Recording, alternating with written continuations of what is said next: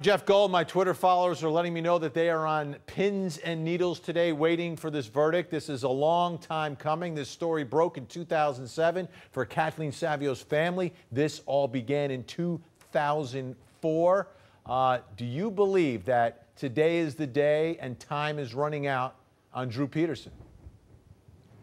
Look, of course, we all do, because yesterday the first question led everyone to believe that they're interested in the state's evidence. You may recall from last week, you asked me to give a short closing. I did that. I said 4 pieces of hearsay. They asked for 2 of those pieces of hearsay, which were state's evidence and the best state's evidence. And when they asked for that, we all went, hey, a conviction is coming. But as the day wore on and now the second day begins, you just don't know. You know, if it goes past today, I don't think we're going to say conviction quite as quick. But still today, it's reasonable for a jury who has got a man's life in their hands to take at least 2 days to think about it. So we're still thinking that evidence controls and that it's likely for a conviction if that's what's on their mind.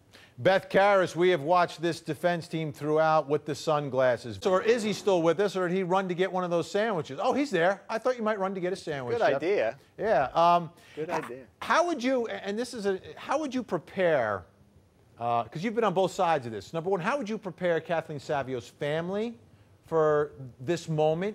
And then how would you prepare Drew Peterson for this moment? Well, I'd like to just defer the question for a second, because I have a bit of news for you that Sure. I have confirmed and you may want to know. You know, earlier it was mentioned about those bruises and the pictures of the bruises, which were part of question number 4 yesterday. The jurors asked for the pictures of the bathtub and the bruises and all those things. It's my understanding now, and I've confirmed it from 2 sources, that 3 or more of those pictures never went to the jury, that there was some kind of a mix-up. It's unclear what the mix-up was, whether it was a defense, the state, or the judge, but they didn't go. And this morning they had an off-the-record conference as to whether or not those pictures would go to the jury. And as of right now, those extra pictures, which included bruises, didn't go to the jury. So it's some pictures, I'm not exactly sure which pictures, but they are of bruises that didn't go to the jury. So it's a big question. It's not been put on the record yet, but that jury thinks it has all the exhibits that it asked for, and they don't. Yeah, that's a shame. Jeff Gold, Pastor Shorey, though, is not a traditional pastor in the sense that we think of a pastor. And the defense really took a few shots at him. Do you think they made any headway with that? Christy, no, I do not. They had Joe Lopez cross-examine him.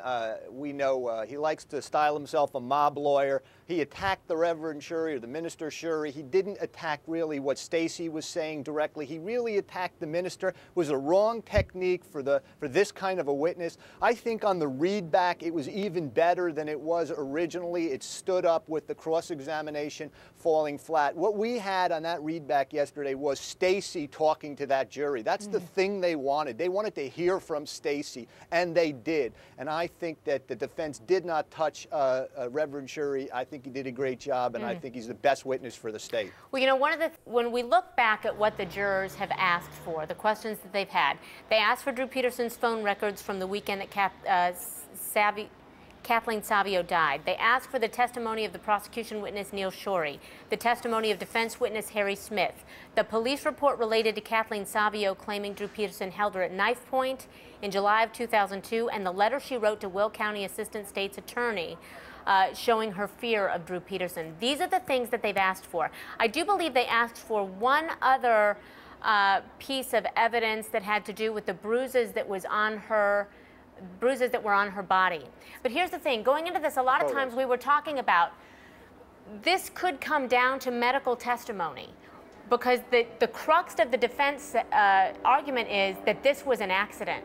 But in all of the things that they've asked for, they haven't asked for a lot of that medical testimony, which may be telling in deciding that maybe they don't think this was an accident. What do you read into the things that they have asked for specifically, and the lack of medical evidence that they've asked for or haven't asked for? Well, yesterday question number 4 did relate to the autopsy pictures and pictures of bruisings and such. So they did ask for that.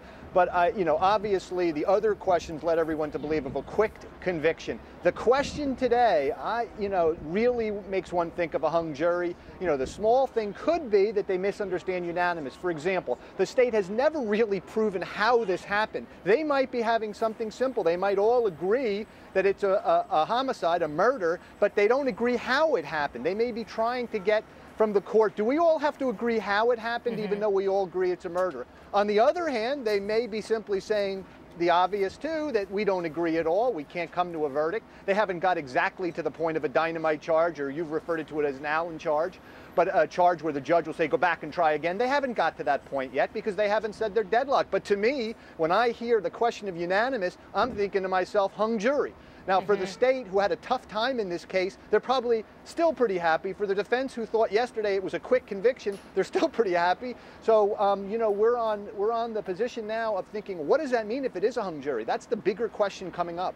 Criminal defense attorney Jeff Gold. Jeff, at the end of a trial, if it's a hung jury, as a lot of people on Twitter believe this will turn out to be, we don't know that. We have no indication of that. I just want to, you know, clarify that. But what would you hope to learn from jurors, and how forthright or how candid are they with you after a trial about what did and didn't work in your favor? Well, you know, first of all, I want to say I'm not so sure it's going to be a hung jury, although I raised that possibility because I just don't think they're so stupid as to not understand what the word unanimous is. And so if they do become a hung jury, I'm going to ask them that if I can. You know, why were you asking what is unanimous? Isn't that a fairly obvious question? And jurors, you know, that want to speak to you are very honest and do it. I can remember the first jury trial I ever had as a prosecutor in the old days. It was 11-1. And so we focused on the one. That was 11-1 for guilt, and that was somebody we asked questions, and he was happy to answer the questions. In those days, the jurors were not quite as protected as they are today, and they left the courthouse, and you could ask them questions without the judges being too concerned. So I'm hopeful that all the jurors will tell us why they did what they did, whether it's a hung jury or a conviction or an acquittal. I know everybody here in the sort of tent city is hoping that too. Tent City, I love it. All right. Hey, thank you so much to our panel. They're sticking around because we're giving you a chance